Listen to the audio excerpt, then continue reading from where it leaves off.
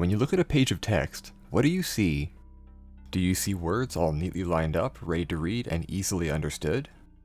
If you are one of the roughly 80% of humans who don't have any form of dyslexia, the answer is probably yes.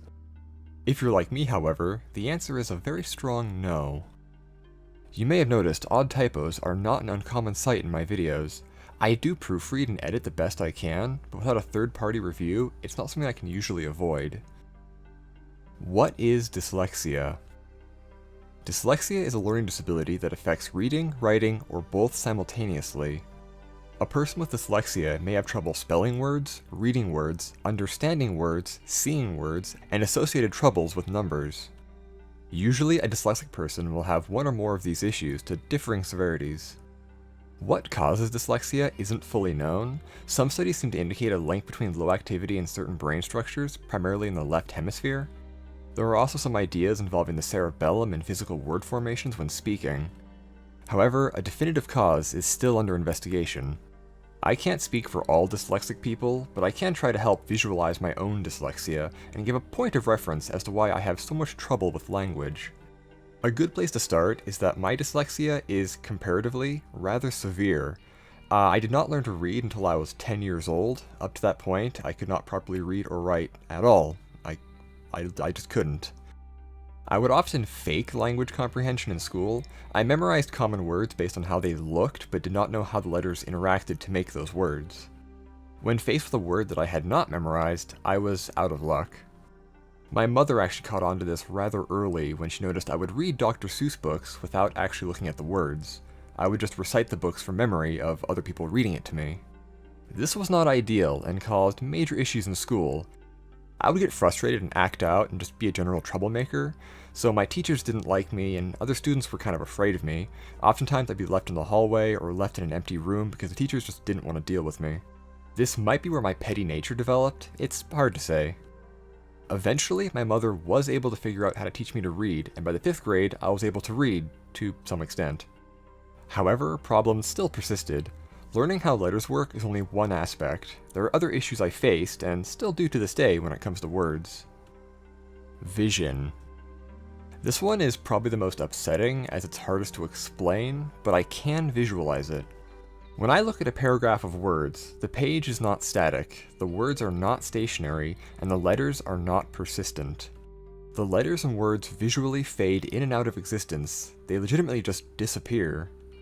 If you do a blind spot test where you cover your left eye, look at the cross, and move your head towards the screen until the dot disappears, that's visually what it looks like to me, only all over the page. This is roughly what I see if I'm looking at a large block of text. It gets slightly worse when I'm tired, but this is still a default for my brain.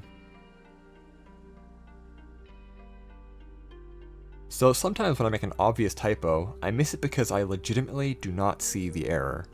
And when I do catch a typo, I often don't know why it's a typo.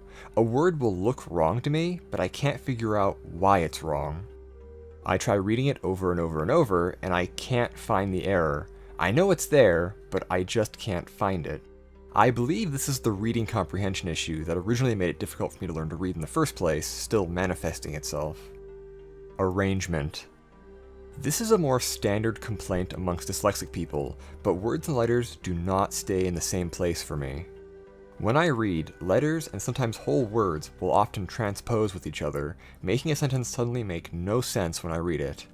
Often when I read, I have to read the sentence 2 or more times to make it make sense.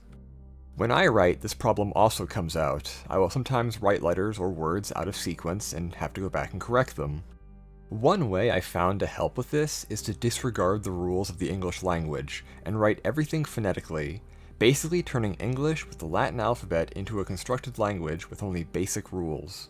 I would do this a lot in school when writing notes, making it impossible to share them with other people, so I would usually just say no or not let people read stuff that I didn't specifically write for others to read. My word comprehension issue still also manifests severely with unfamiliar words, especially names, oddly enough. One example is the music composer Michael Giacchino, who among other things did the music for Star Trek 2009. I love the scores he makes in many films, but I cannot read his last name or comprehend it at any level. I was unaware what his last name sounded like until I heard it spoken aloud by somebody. Although I now know what it sounds like, I still can't comprehend how it sounds that way or why it sounds that way. His name, and actually quite a few other words, I cannot reliably sound out in my head. Although I know what sounds the letters are supposed to make, there's just certain letter combinations that for some reason when they're paired together, my brain just does not allow me to read them, and I lose the ability to sound them out. It's really weird. A quick aside here, I cannot read cursive. Attempts to read cursive now as an adult are the same as when I tried to read type as a child. I just can't do it. The rules break down and my brain can't comprehend and process what I'm seeing. So I for one am glad cursive is dying. Sorry, but not sorry. Reading. Now you have a rough idea how I handle letters and words. What about reading as a whole? Well, as stated earlier, I often have to reread something to make it make sense, and even then it's not always easy. Even when making scripts for these videos, I write in very large text in small blocks to make it easier, but I don't always read what I wrote correctly. This is another big issue when I read that manifests most clearly when I read aloud. When I read a sentence, the information I get from the sentence is the same, but the wording is frequently not the same. As I read, my brain acts like a word predictor and tries to guess what word comes next. It's kind of like having ChatGPT in my head, only more annoying. As a result, as I read, words will sometimes be replaced with synonyms, edited into different phrases, or dropped altogether. Here is an example sentence as it looked before I read it. I then read it aloud and transcribed what I said. This is how I read the sentence in my head and aloud. I have a problem with stuttering as well. Some days it's worse than others, but certain words and even just sound combinations will trigger it. It can get so bad, I sometimes have to reword these scripts because I get stuck on a sentence and can't get by it, even after recording it 10 times. It's an odd feeling, because it's like I hit a wall, I reach a word or a sound, and I feel like something in my head constricts around my brain and I physically stop being able to say the word. I get stuck on a sound and it falls into a stutter, or I hit the sound and stop being able to speak entirely. This is why in unscripted videos, like my space engine videos or the nuclear bomb sound video, I say words like, and actually a lot. These words reset the mechanism in my head and allow me to speak properly.